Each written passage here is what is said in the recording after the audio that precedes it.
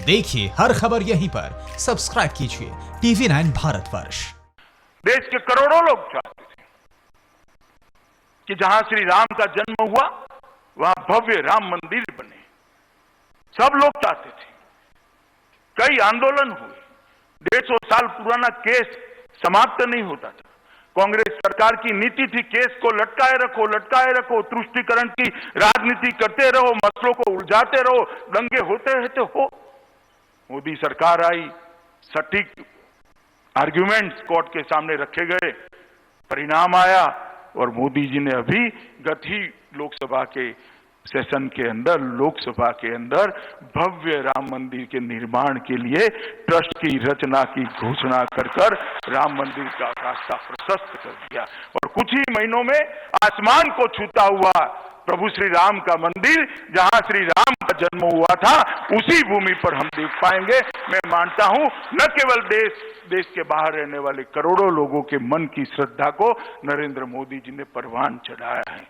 3 तलाक का मामला था, फिर तुष्टीकरण की राजनीति, वोट बैंक की राजनीति, करोड़ों मुस्लिम माताओं बहनों को अन्याय होता रहा, सालों तक अन्याय होता रहा, इसको छूने की कोई हिम्मत नहीं करता था। सुप्रीम कोर्ट का आदेश आया था शाहबानू के केस में, कांग्रेस सरकार ने आदेश को पलटा, कानून लाए और ट्रिपल तलाक को चालू रखा।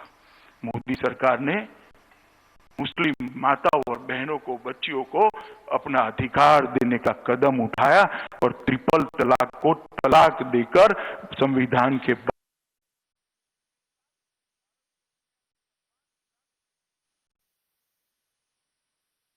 तो इस वक्त आप सुन रहे थे अमित शाह को, और दोबारा से जैसे ही अमित शाह का हम रुख करेंगे आपको सुनवाएंगे क्या कहना है उनका इस वर्चुअल रैली में। बिहार के बाद बंगाल में, जहां पर बीजेपी की तरफ से दावा किया जा रहा है कि बंगाल हमारा है, इसके साथ ही ममता बनर्जी के काम का हिसाब भी मांगा अमित शाह ने।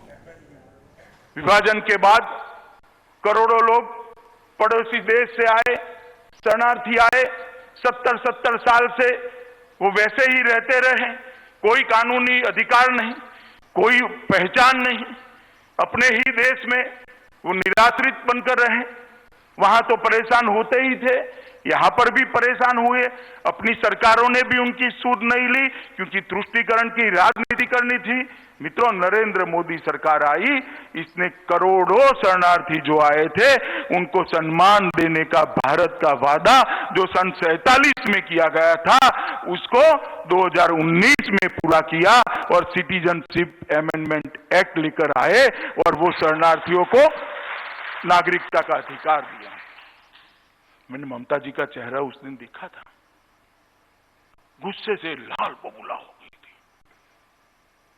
नाम देने की, बोलने की तमीज भी नहीं रही थी। मैंने इतना गुस्से किसी व्यक्ति को कभी नहीं देखा कि हम इसका विरोध करेंगे, एडी चोटी का विरोध करेंगे। संसद में भी किया, रोड पर भी किया, रैलियां निकाली। मैं ममता दीदी को आज इतना पूछना चाहता हूं कि मतुआ समाज के लोगों ने आपका क्या बिगाड़ा है? ये नाम शूद्रों ने आपका क्या बिगाड़ा है? बांग्लादेश से जो बंगाली भाई आए हैं उन्होंने आपका क्या बिगाड़ा है? उनको नागरिकता मिले इसका आप क्यों विरोध कर रही हो? उनको सम्मान मिले उसका आप क्यों विरोध कर रही हो? ये बंगाल की जनता जानना चाहती है। उन्होंने स्पष्टता करनी चाहिए बंगाल की जनता के सामने कि जो शरणार्थी आए हैं उनको हम नागरिकता देने का विरोध कर रहे हैं, इसके ये कारण है। और मैं ममता जी को कहना चाहता हूं कि आप सीएए का विरोध कर रही है, जब मतपेटियां खुले तब देख लेना कि बंगाल की जनता को, बंगाल की जनता आपको राजनीतिक शरणार्थी बनाने वाली है। सीएए का विरोध आपको बहुत महंगा पड़ेगा। मित्रों, भारतीय जनता पार्टी की सरकार ने, हमारे नेता नरेंद्र मोदी जी ने कई ऐसे फैसले लिए जो 70 साल तक नहीं लिए गए थे। महात्मा गांधी ने कहा था, सरदार पटेल ने कहा था, राजेंद्र बाबू ने कहा था, जवाहरलाल नेहरू ने कहा था, मगर ये कांग्रेस कभी भी उनको नागरिकता देना नहीं चाहती थी। हमने मित्रों 60 करोड़ गरीबों को आवास, बिजली, शौचालय, सिलेंडर, बैंक खाते देने के साथ साथ अब एक ही कमी रह गई थी कि इनको शुद्ध पीने का पानी नहीं मिलता था।